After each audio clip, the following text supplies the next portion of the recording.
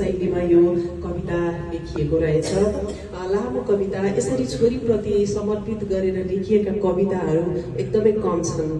मैले विजय मल्लले लेख्नु भएको एउटा छोरीलाई मानचित्र देखाउँदा भन्ने कविता मैले पढेकी थिएँ, जहाँ चाहिँ यो चाहिँ आफ्नो देशप्रति उनी सचेत हुन्, यो समाजप्रति उनी सचेत हुन् र यो जुन एउटा हिंसात्मक समाजबाट चाहिँ कसरी उनी निडर भएर अगाडि बढ्नु भन्ने भावमा त्यो कविता लेखिएको थियो।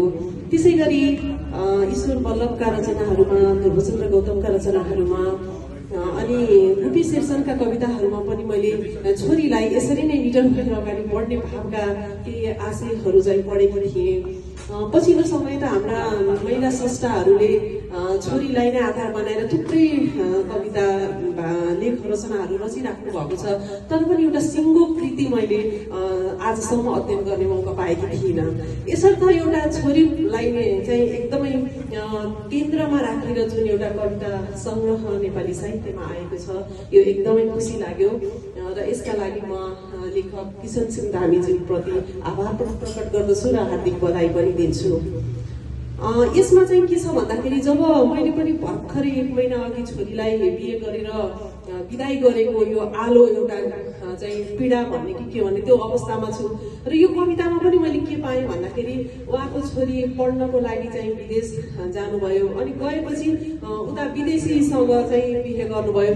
गरेपछि उहाँलाई के भयो भन्दाखेरि चाहिँ आफ्नो छोरीको खुसीसँग पनि उहाँ साक्षात्कार हुनु छँदैछ।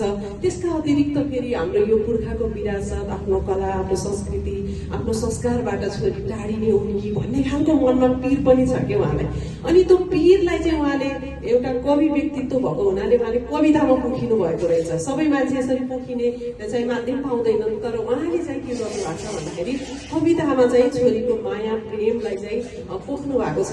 छोरी तिमी चाहिँ भावनामा त सधैँ हाम्रो नजिक रहनेछौ, यो मनमा तिमी नजिक रहनेछौ, भौतिक रूपमा तिमीले चाहिँ यो देशबाट टाढा भए पनि हुन त उहाँ आफै पनि विदेशी भएको छ, तर पनि उहाँ छोरीले अझै अर्को चाहिँ विदेशी भूमिकै उसँग बिहे गर्दाखेरि चाहिँ कतै त्यस्तो हुने पो हो कि भन्ने खालको एउटा आशंका मात्रै उहाँले व्यक्त गर्नुभएको छ। तर छोरीले पक्कै अब यो अहिले हाम्रो ग्लोबल भिलेज भएको अवस्थामा होइन, एउटा सीमाले कसैलाई पनि बाँध्न सक्दैन, यो हाम्रो एउटा मनको सोचाइ मात्रै हो। त्यो भएको हुनाले हामीले यस्ता खालका चाहिँ धारणाहरूबाट चाहिँ सम्झौता गर्नुपर्छ भन्ने खालको कुराहरू पनि हामीले चाहिँ बुझ्छौँ, किनकि हामी साहित्यमा लागेका मान्छेहरूले यो कुरालाई हामीले महसुस गरेर चाहिँ अगाडि बढ्नुपर्ने समयको माग छ। अनि यी कविताहरू पढ्दाखेरि कस्तो हुँदो रहेछ भन्दाखेरि यस्तो खालको चाहिँ मार्मिक चाहिँ अनुभूति चाहिँ कविताबाट आउँछ भने अब आफ्नी छोरी चाहिँ त्यो घरमा हुँदाखेरि उनीसँग कहिलेकाहीँ सानो चाहिँ झैझगडाहरू पनि हुन्छ, हामीहरूले अब यसो गर उसो गर भन्ने सन्दर्भमा। अनि तर छोरी बिहे भएर गइसकेपछि त्यो घर रित्तो जस्तो एकदमै सुन्ने अनि एकदम भक्कानिने, छोरी एक दिन चाहिँ फोन नआउँदा पनि अथवा छिटै छिटै भेट नहुँदाखेरि पनि एक खालको चाहिँ रिक्तताले चाहिँ के गर्छ भन्दा हामी बाबुआमाको मन चाहिँ एकदमै चाहिँ खाली खाली हुन्छ। यो मनलाई चाहिँ उहाँले कविताले चाहिँ अभिव्यक्त गर्नुभएको छ। अनि त्यसमा ती कविताका ती पङ्क्तिहरू मैले केही छु, अब यहाँ लामो त बोल्न आउँछ त्यति नमिल्ला, तैपनि यहाँनिर केही कविताहरूले चाहिँ मलाई एकदमै छोएको हुनाले ती कविताहरूको बारेमा पनि म अलिकति भन्छु होइन।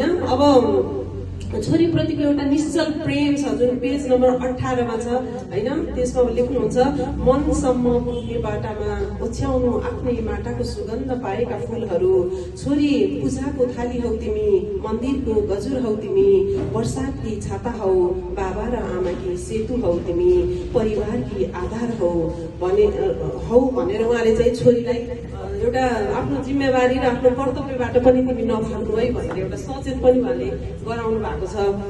र यसरी हेर्दाखेरि चाहिँ के छ भन्दाखेरि चाहिँ अब समय र परिस्थितिले गर्दाखेरि अब छोरीको खुसीसँग एउटा पिताले कसरी सम्झौता गर्नुपर्नेको छ भन्ने कुराहरू यहाँ आएको छ।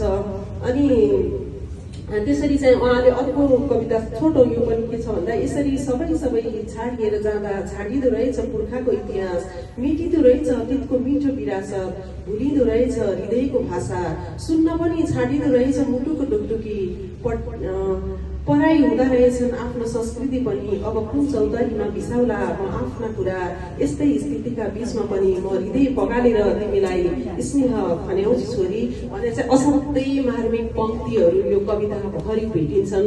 अनि म लामो बोल्दिनँ, यहाँनिर अरू वक्ताज्यूहरू पनि हुनुहुन्छ।